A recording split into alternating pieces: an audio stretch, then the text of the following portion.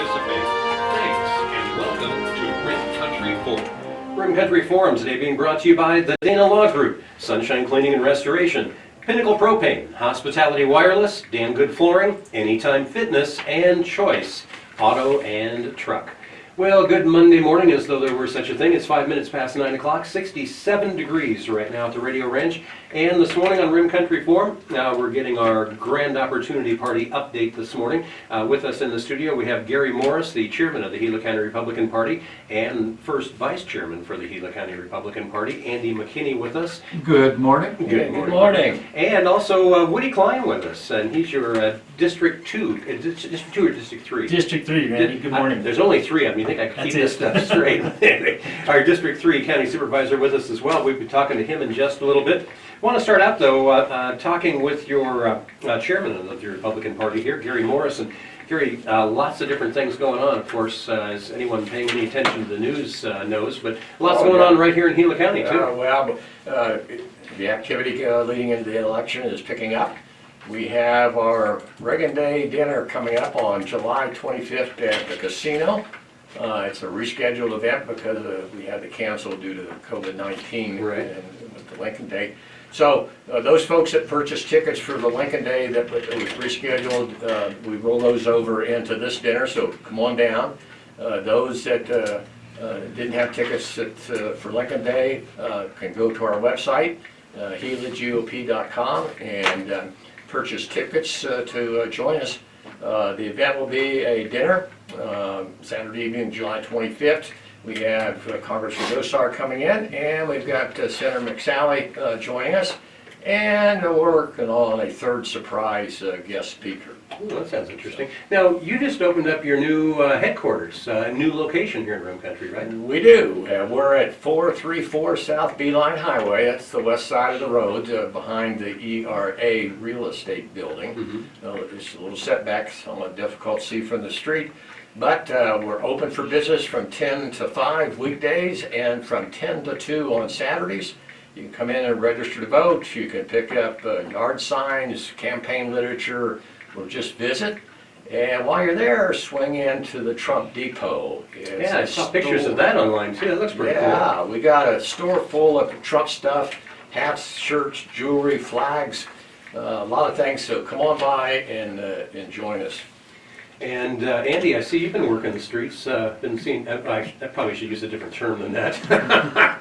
But you've been out on the streets spreading the word about the Grand Opportunity Party. That'd be a better way to say it. Absolutely. There's nothing more fun for me than to stand on the side of the road holding up a Trump sign and waving at the cars as they go by, and enjoying the friendly smiles and waves and honks from the passersby. It's a lot of fun. Yeah, gotta love it. All right, so you guys have been keeping busy. Yeah, and let me add to our headquarters. We're having our grand opening this Saturday at 9:30.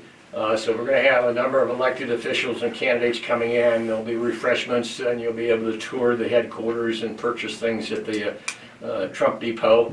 So come on down. That's 434 South Beeline Highway, the west side of the road, at 9:30 in the morning this Saturday. All right. And now, one of the things that you were telling me just before we went on the air this morning, Gary, was that you had a rather interesting opportunity to have a rather lengthy and direct chat with none other than Vice President Pence. Yeah, that's correct.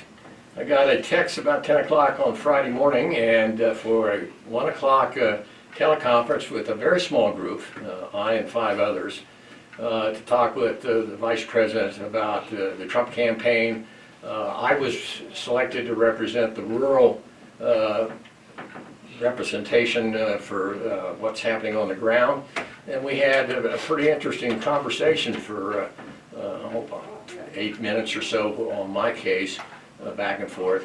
I was surprised that he was aware of all the successes that we've had, primarily the 73% turnaround in voter registrations in the county. He was aware that the headquarters was opened, and he said best wishes for the grand opening. So it's nice to have somebody that knows what's happening locally and be interested in it. Boy, and none other than the Vice President. The That's, Vice President that's of the United States. Pretty cool. And on Saturday, in conjunction with the Trump Victory Committee, we had what we referred to as a drive-in voter registration. They could just pull in by the headquarters there, didn't even have to leave their car if they didn't want to, and register to vote. And I think we got 4 or 5 voter registrations on Saturday. It's amazing. Now, Mr. Chairman, how many voter registrations for the Republican Party in Gila County did we capture in the last quarter of 2099? Well, we've had 50 or 51 consecutive quarters of reporting. That's 3 months as a quarter.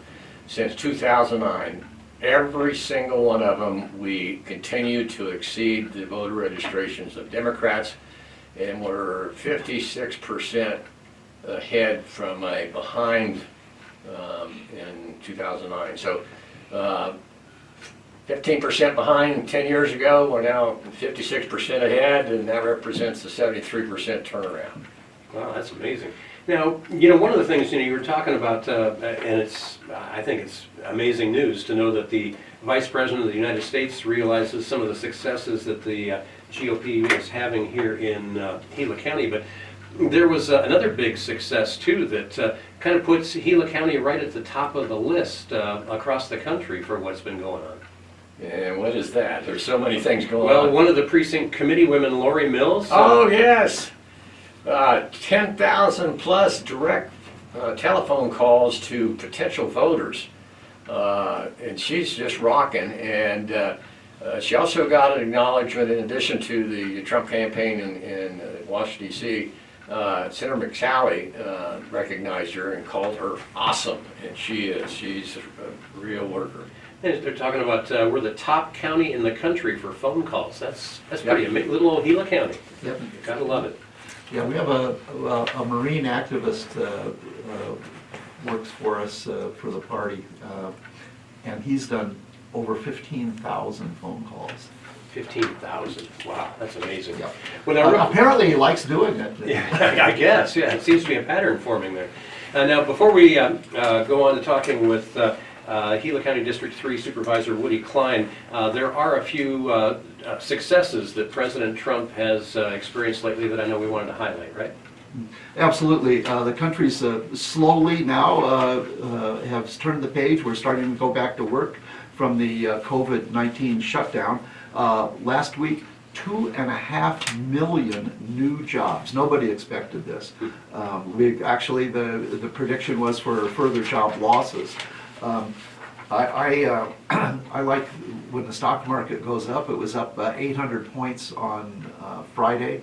And just as a rule of thumb, when the Dow Jones average goes up 1 point, that's $1 billion added to the wealth of the nation. Wow. So on Friday, the nation became $800 billion more wealthy than it was on Thursday. Unemployment is has peaked and is on the downslope now.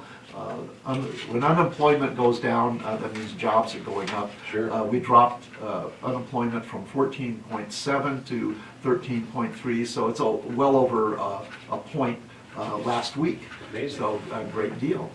Special elections for Republicans. There's a special election in New Mexico, and in that election there were more Republicans voted than Democrats. Now this is important for political reasons.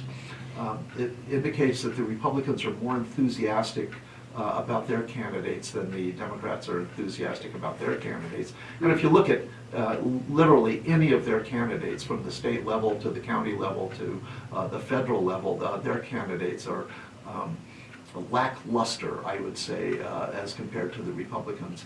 In the Pennsylvania presidential primary, Trump had 44,000 more votes than Joe Biden did in their respective party elections. So things are looking well for us. It doesn't mean that we're going to slacken. It doesn't mean that we're going to take a pause in our efforts. We're going to The only reason this stuff is happening is because of the grassroots people that are out there volunteering.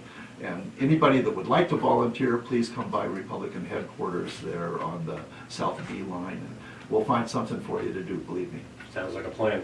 All right, now we want to talk with Gila County Board of Supervisors member Woody Klein, representing District 3. That's kind of the east side of the county, from Young and all that area. And now, Woody, first of all, thanks for being with us this morning. We appreciate you being here. Thank you, Andy. Thanks for inviting me. I got to ask you, what caused you to want to run for county supervisor to begin with? You know, Randy, I actually was looking at it before 2016. It was when Ronnie Mack ran Right. for supervisor. I was looking at it pretty hard then, and when Ronnie Mack came up to run for supervisor, I didn't throw my hat in. I stayed out of it. Mm-hmm. After that, and just prior to 16, some things came up. I was watching the county, the way it was going and what was happening or what really wasn't happening, and thought, you know, I got some ideas that I think would work, and decided to throw my name in the hat.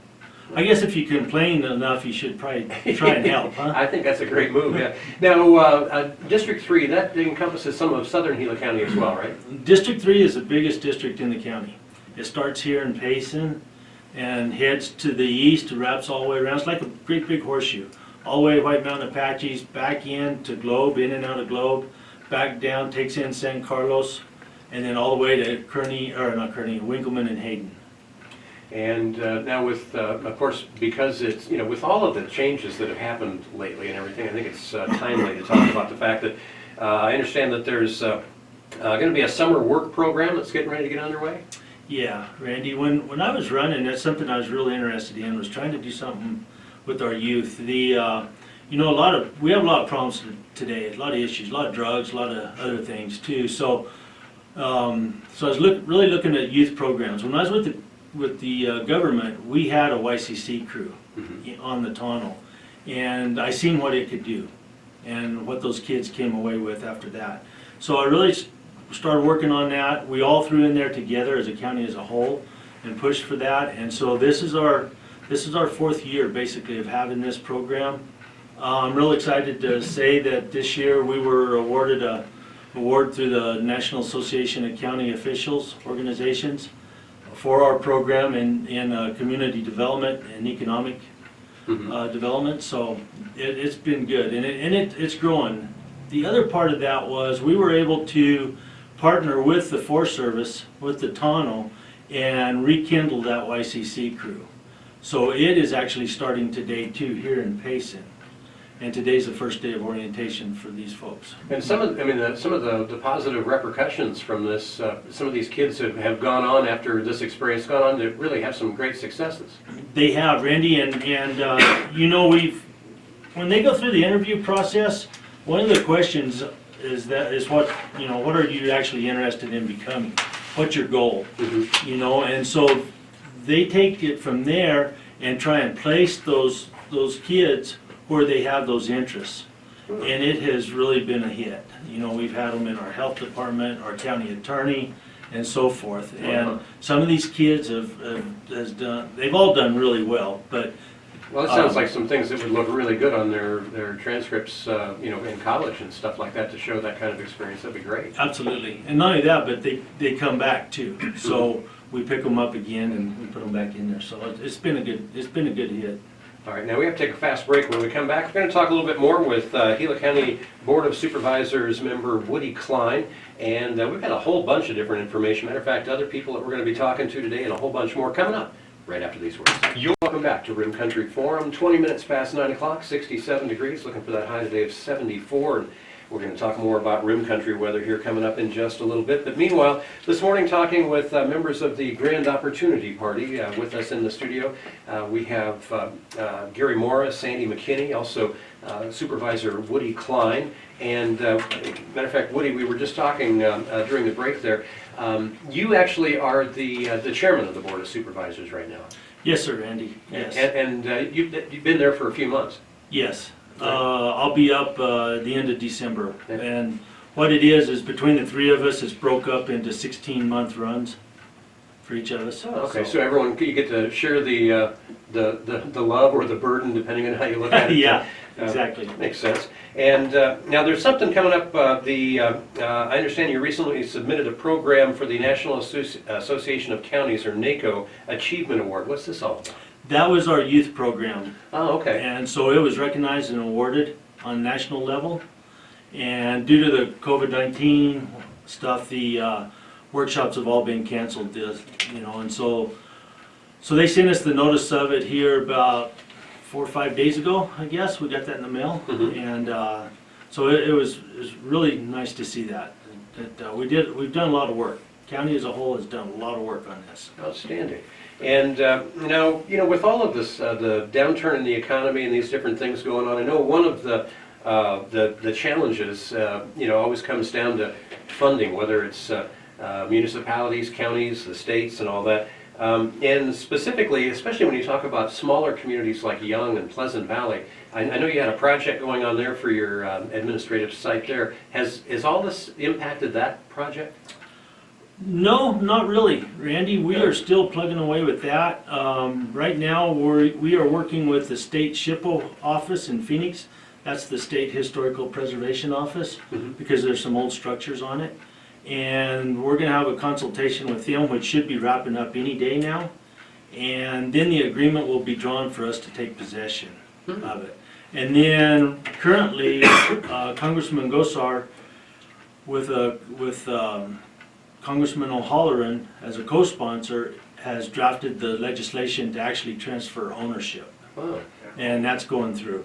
And so I'm hoping in the not too far off future, this will all be wrapped up and it'll be done. But right now, currently, we've already started to do some work on some of those buildings and looking at some different things there, so. All right, and now, another thing that we wanted to talk briefly about, a member of the NACO Public Lands Committee, you said the committee is made up of supervisors from all over the country? Yes. Is that how that works? Mm-hmm. And now, as far as membership on that, I mean, you just automatically become a member, or how does that all work? The county is a member as a whole. And then when it comes to the committees, as far as being on the committees, that's like an election process or a appointment type process. And so right now for me, I started off with the Ag Committee at the national level, spent about 2 years, almost 2 years on that. And then Supervisor Martin wanted to back off the Public Lands Committee, and I stepped on it. And the Public Lands Committee is something that's really near and dear to my heart, because that affects all of us here in Gila County. With only about 3.5% being private and the rest public lands, reservations, and so forth. The Public Lands Committee, from a national standpoint, is real important to Gila County. Outstanding. And now, as far as, there's also one other thing we want to talk a little bit about, and that is the Arizona at Work Local Workforce Development Board. I understand, well, first of all, I don't understand much about this at all. What is it, where did this all come from, and how did you all get involved in this? Okay, this is through the state and the feds. It's a program there, and the counties are involved. Apparently, before my time, we were with Pinal County. That came to pass, and we were joined up with Navajo and Apache County. So the Arizona Work Program, that's a program that helps people who's looking for jobs find jobs. It also helps employers who's looking for people find people. It's more of a long-term type commitment. So let's say somewhere along the way, maybe you have had problems, like maybe coming out of jail or prison, or needing to get your feet back under you or whatever. This program will help you do that. It'll help train people back up and get them back on their feet and get them going. Very cool. How about when it comes to the forest fires and everything that we have every year this time of year? Obviously, I think all of the supervisors, I mean, this is a big concern, because every year there's just a whole bunch of concern and effort and sometimes knee-jerking that goes into having to respond to these things quickly. Yes. And so for me personally, I have a lot of background in that, Randy. I spent 19 years in fire with the Forest Service, with the Tonto. This year is no different than a lot of other years that we're having. You know, we actually had a good winter, grew a lot of feed on the desert. A little unusual to have the kind of lightning storms that we had roll down off this mountain into the desert. That really got things cranked up. They contacted me earlier about the restrictions and the idea of closures and stuff like that.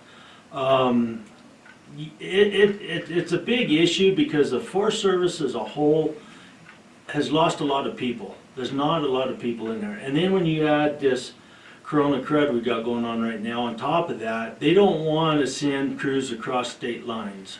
Right. Unless they absolutely have to. Well, and then sometimes the encampments that, they're in, Yes. you got a lot of people living in close quarters, and that could be a challenge. That and the fact that those men and women are on the fire line breathing smoke all day long and heat, so they're kind of compromised anyway. Mhm. You know, their lungs aren't the healthiest in those situations either, so. Well, and then the last 2 winters, we've had above average rainfall, and so Yes. there's an awful lot of fuel down there, especially in some of the lower elevations. Yes, there is. Now, one thing different this year because of the virus and because of the staffing issues is they're jumping on everything that's showing up as hard as they can and stopping it. And with the feed that we have in the lower country, and we're not bad off up here either. We got a lot of fuel up here on top. That's a good thing for this year. Well, it sounds like, in this, your last term as county supervisor, you've been instrumental in getting a lot of things started, and I understand you're running for re-election now, right? I am. And what should people, may not be familiar with you, what do they need to know about why you're running again and what you hope to accomplish? Randy, I guess the first thing they need to know about me is I'm pretty common and everyday type of guy. I feel like I'm pretty easy to approach or to contact. Most everybody that I know of has my cell phone number and whatnot like that. I have a big interest in Gila County. I was born and raised in Gila I County. was going to say, you got a long history I got here. a lot of family in Gila County, so, and we have a lot of really good projects going on right now. And of course, I'd like to see those through too. Makes sense. And there's gonna be some new stuff coming up. If someone wants to find out more about your campaign, do you have a website they can look at? Not right now. I haven't brought it back up. I'm working on bringing all that up here real Right. soon, so But I'll get that out. Be looking for that sometime Yes. soon, though. Mhm. Okay. Well, best of Yeah. luck with that. Andy, you want to add in? Yeah, I sure do. Randy, I live in Star Valley, which is in Woody's district, Mhm. and I will vote for him. I endorse him. I think he is a tremendous, tremendous guy, and I'm behind him 100%. Why? Thank you. Why? Thank you, Andy. Well, he's a nice fellow. Oh, there you go. I tell you, You you get guys, things done. I just, the fact that, you've been in Gila County all your life, that, to me, that speaks volumes, because you not only know where we're at right now, but you know where we've been and where we need to go. So I think that says an awful lot. Thank you, Andy, and it does help knowing the histories. It really does. You bet. I kind of feel like, living in Young, right there, I'm in the middle of this district of mine. So it's easy for me to go north or go south and cover everything. And I have a lot of family scattered out over here. I bet you put in a lot of miles every year just traveling around. I put in an awful lot. Yeah, because that's a very dispersed area. Yeah, between being the chairman now on the board, so I attend all the meetings there in Globe so I can sign all the papers. Between that and in and out of Hayden a Mhm. lot, and Winkleman, the issues that we've had going on down there, I've racked up a lot of miles. Right. So, All right, and again, Woody is running for re-election. He'll have some interesting ability for you to check things out online soon, and we'll certainly share that with you here. We have to take a quick break. When we come back, we're going to shift gears just a little bit and have a brief conversation with Jim O'Connor, who's a Republican write-in candidate for the Corporation Commission. So why a write-in candidate? I think you're going to find the reasoning pretty interesting. We'll find out more about that right after this. Now in front of 10 o'clock, and we're at 67 degrees. Again, looking for that high today in Payson of 74. And shifting gears now in our second half hour as we talk to folks from the GOP here. We want to have a brief conversation with Jim O'Connor. Now, Jim is a Republican write-in candidate for the Corporation Commission. And Gary, I know you wanted to give us a little bit of an idea of how we got to this point. To set the stage for the listeners, the Democrats have been challenging petition signatures for quite a number of Republican candidates, and they did so for three candidates for the Corporation Commission, and 2 of them failed in that challenge. In other words, they didn't have enough legitimate signatures. The state constitution does not allow a candidate that failed in the petition challenge to go to write-in status. So it has to be another candidate, and Jim O'Connor is the Republican candidate for that position. He has a pretty significant financial background and really understands the complexities of the Corporation Commission, and he's a Republican. And remember, Democrats like to spend money, and in the Corporation Commission, that means they raise your utility bills. Okay. So it's nice to have Republicans in that office. So with that, Jim could probably explain the situation a little better for a few minutes. All right, welcome Jim O'Connor. And as we've just heard, you have a considerable background that qualifies you for the position. How about, give us a little bit of an overview, if you would, please.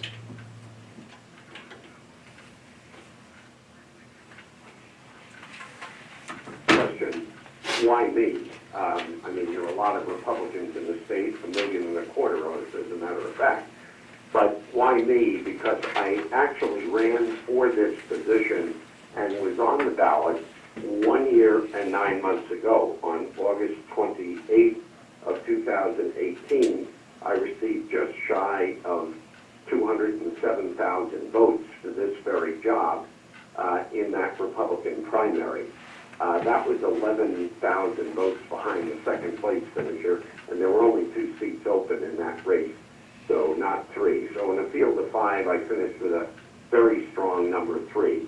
So I've been at the space. I have what voters would know as name ID associated with the Corporation Commission, and once our Supreme Court acted removing those last 2 Republicans and creating a vacancy on our Republican slate to replace, there are 3 open seats that have to be filled for the next 4 years. So currently our elected Commissioner Justin Olson, who he and I worked very closely during the campaign 2 years ago, he was the winner and received the election both in the primary and in the general. He was the one Republican that won a seat on the commission, and we got our first Democrat back in there in about 10 years' time. It had been a 100% Republican commission of 5 members.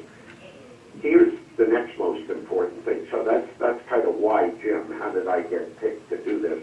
I was asked by Justin if I would consider running as a write-in because of my standing and good running in the primary just less than 2 years ago. So that's the why piece.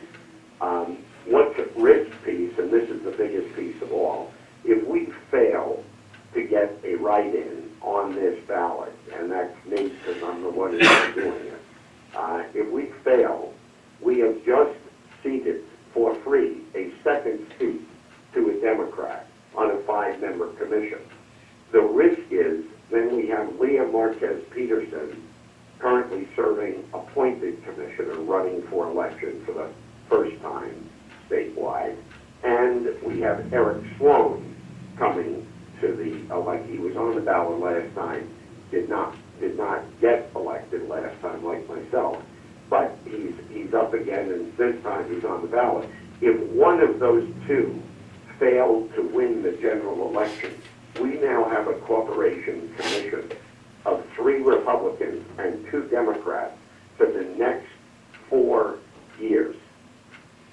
My byline is, welcome the Green New Deal. Now, we avoided that thanks to President Trump at the federal and national level in Congress. But these crazy folks with their ideas of managing or mismanaging the public trust when it comes to business-related issues like utility rates and water rates, these people can do unspeakable damage, and their attitude we get to see every day with news reports of Pelosi. We won, you lost, sit down, shut up. That's the way she runs Congress. We all live through it every day, painstakingly, but that's the reality. That's what will happen to our Corporation Commission if our listeners here fail to act. So here's the action plan. Every candidate running for clean elections is running under the running for Corporation Commission, is running as a clean elections candidate. Democrats are, and the 3 Republicans are. Okay? In order to qualify for this public funding of our campaigns, it is imperative that we each get 1,800 Arizona registered voters of any party to contribute $5 to our campaign. What happens there is we then get qualified for funding. So I'll speak to the 3 of us separately in this regard. Leah Peterson is within 100, 150 more $5 contributions to make her 1,800. The minute she submits those within about a week's time, she will receive $116,000 of primary campaign funding. Second, Eric Sloan is about 750 signatures more to get signatures. Misspoke. $5 contribution. He needed 1,800. He's got 1,100 or thereabouts. So he needs 700 to 800 more $5 contributions. The minute he achieves those, he will get $116,000. Because none of us are in a competitive primary, we're not fighting other Republicans, those monies can be spent on signs for the 3 of us for the general election, and they can be up and installed before. So it's smart to get them funded immediately. I need to be funded likewise, but I want those 2 to get across the finish line before me. They've been getting these 5s for the past year. This is how tough it is to get $5 at a good, financially responsible Republican. But now is the time when every Republican registered voter, every constitutionalist, every Tea Party member, every John Birch Society member needs to dig in their pocket, come up with $5 and contribute to Leah Peterson, Eric Sloan, and Jim O'Connor to assure that we have the funding to take the fight to the Dems in the November election. The funding for each of us for the November week, the day after the primary, this clean election, will give us $174,000 each. That's a total of $522,000 that your Republican slate will be funded with. And again, this is public funding, nonpartisan. The funding is nonpartisan. The race is viciously partisan. And we need common sense Republicans in those seats running against the Dems to keep control of the commission. And Jim, we're running a little short on time here. How does the public go about contributing the $5?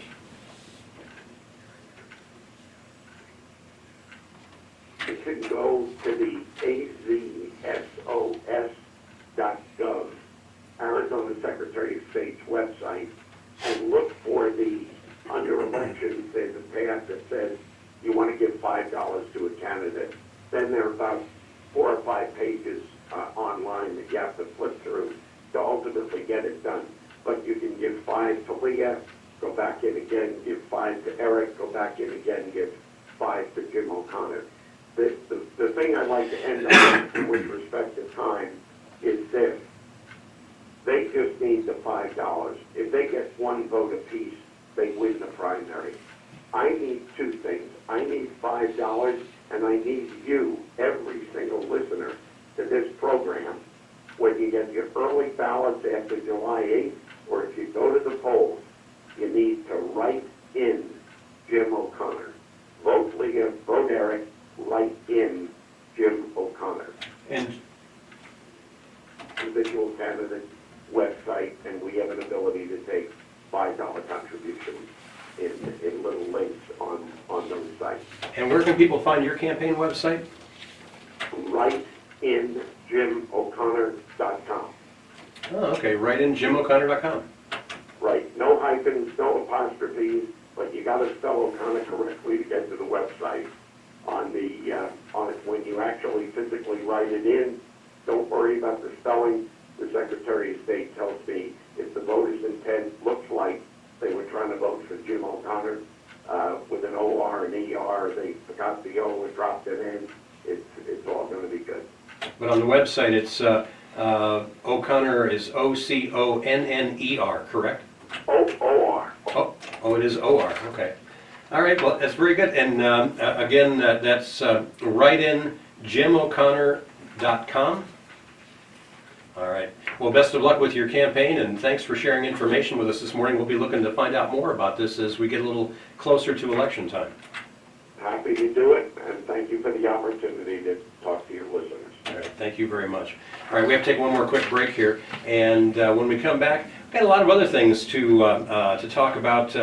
Certainly, at the top of the news headlines these days, over and over and over, we keep hearing about the murder of George Floyd, the riots, Antifa, and all this good stuff. We'll find out more about what our local Republican guys have to say about that right after this. Finishing up the hour here, talking with Gary Morris and Andy McKinney with the Gila County Republican Party. And, you know, one of the things that's certainly been a huge story of late on the news, matter of fact, I guess more than huge, maybe over-reported in my opinion, but that's just my opinion. It was the unfortunate death of George Floyd at the hands, or the knee, I guess, of a police officer. And I don't know, I'm assuming that most level-headed thinking people realize that that was a terrible tragedy. I don't think there's a single person disagreeing that that was truly a conscious murder of a black man. There's just no question about it. Gruesome, horrendous, 8 minutes, and some odd seconds, pleading. You know, and you've been involved in firefighting for forever, and as a firefighter, if you were on a scene where you saw that going on, what would your response be? Now, I wouldn't have had to be a firefighter. If I was on scene instead of videotaping, I'd probably would have tackled that officer and risked arrest. It's kind of amazing how a lot of people were just standing around. It is. But this is a bad cop. He had 18 previous disciplinary actions. And here's the stunner that kind of identifies the lack of leadership in the police department. 2 of the other 3 officers on scene were less than a week out of the academy and were being trained and supervised by this idiot officer. So obviously that would go to why they didn't do something to stop it. Probably so. There's still it needs to be a discussion why they didn't, but certainly when you have your new recruit and your senior officers telling you no, you tend to agree with that. So failure of leadership again with the city and the police department. That was more than clear evidence of a crime. Took the prosecutor 4 days to arrest that foul police officer. It took the other 3 7 days to be arrested on charges. Now, as you just described, I've been in public service a lot, and there's public imaging and so on and so forth, and that video was up within hours.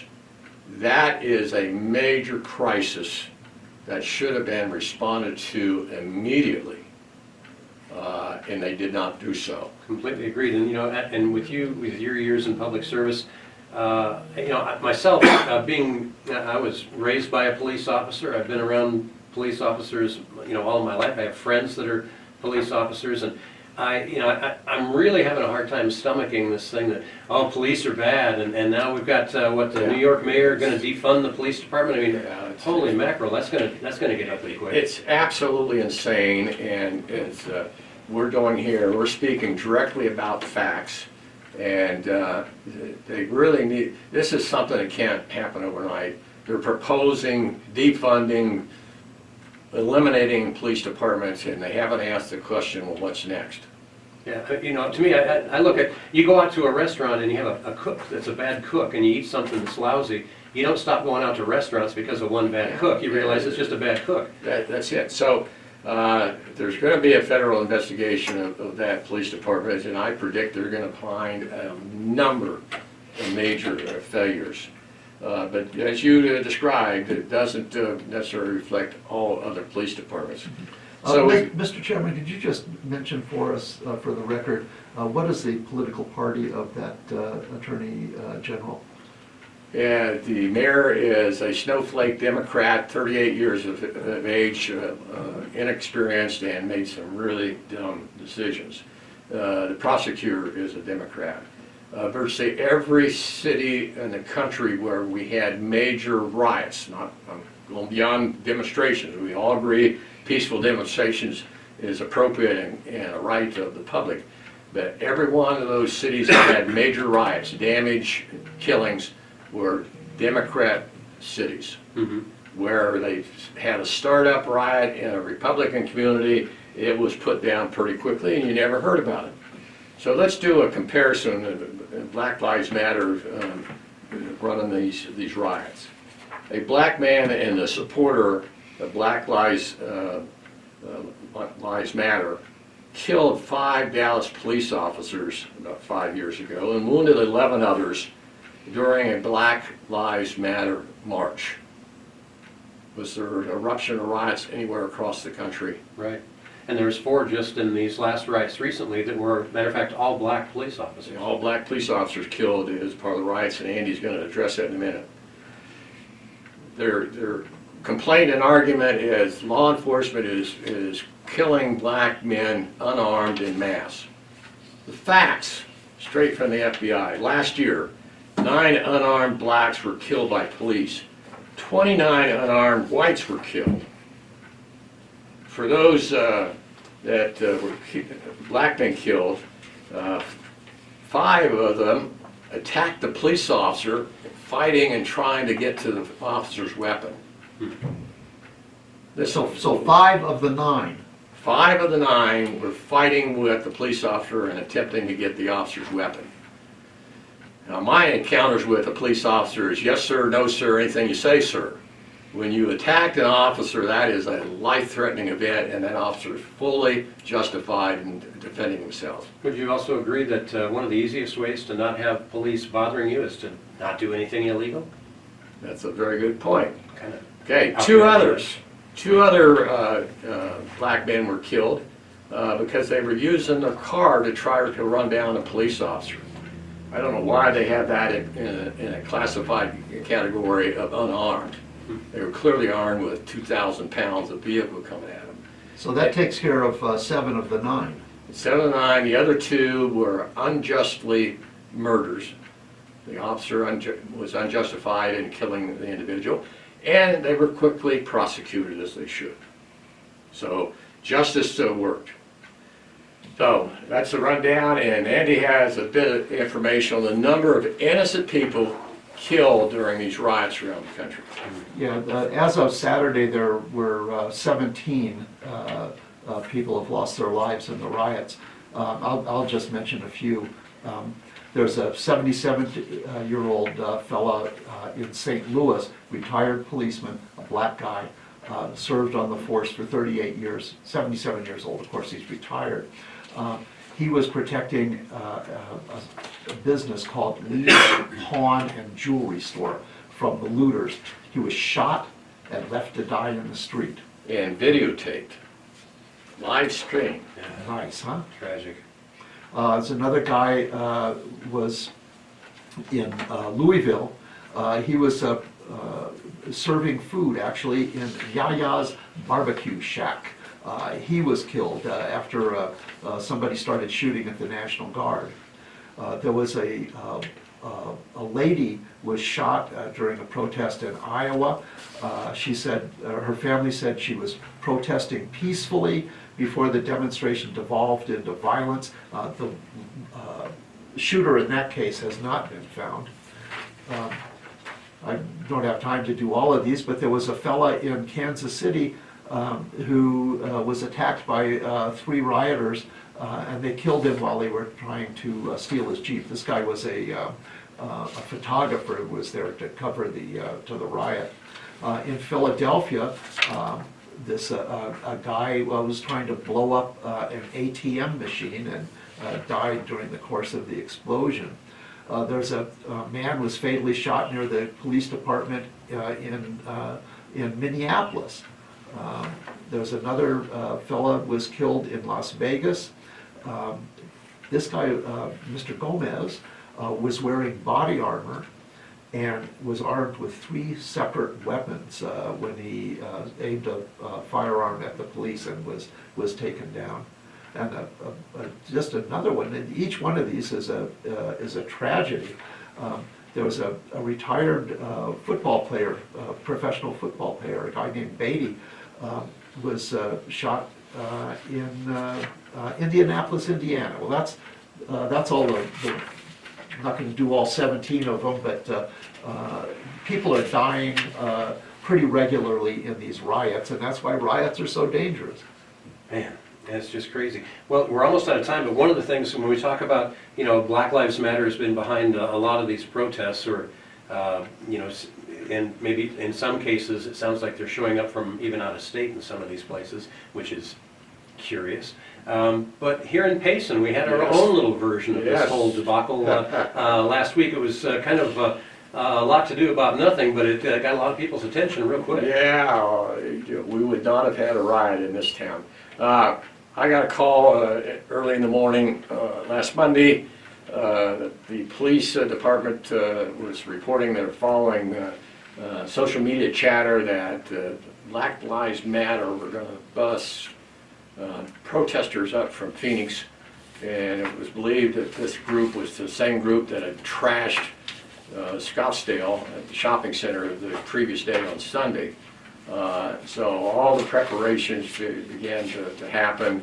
The mayor was kind enough to come by our headquarters and update us early in the afternoon and requested that we vacate, and he was comfortable that he had enough police officers to protect the building, etc. So we did so, and the projected arrival time of these buses to the Bashas Shopping Center was 4 o'clock. So I drove over towards the shopping center, and by God, there's a crowd of people out in front of the whole front of Bashas', and I'm thinking, Huge crowd. But it wasn't the protesters. it was not the protesters. It was local Second Amendment supporters who were exposing their Second Amendment rights, about 50 of them. And then next we turned to the headquarters, and there was approximately another 30 Second Amendment supporters at the headquarters building supporting or protecting the facility.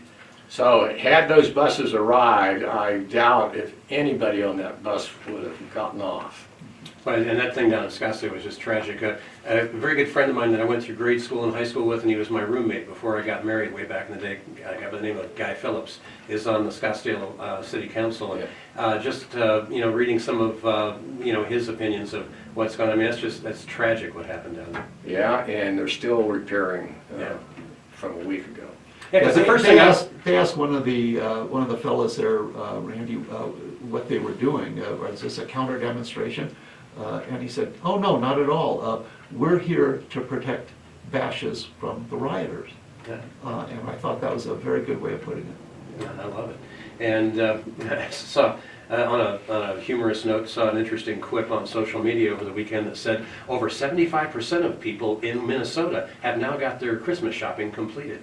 Oops. Well, as we close out, let's not forget we've got the grand opening at the Payson Republican headquarters, 434 South Beeline Highway, Saturday at 9:30. Come on out. We'll look forward to seeing you. And again, just to plug that your Trump depot there, man, I saw pictures online that you got all kinds of different Trumps. So people just make donations and they can get some of this stuff? Yes. Wow. Yeah, it's by donations only. So shirts, hats, bumper stickers, Flags, jewelry. jewelry even. Yeah. Wow, very cool. All kinds of stuff. And that's, again, the address is 434 South Beeline Highway. That's the west side of the road behind the ERA building. all right, so get down there and check it out. Thanks to both of you for being with us this morning, and thank you for tuning in and listening to Rim Country Forum. It's been brought to you by the Dana Law Group, Sunshine Cleaning and Restoration, Pinnacle Propane, Hospitality Wireless, Dan Good Flooring, Anytime Fitness, and Choice Auto.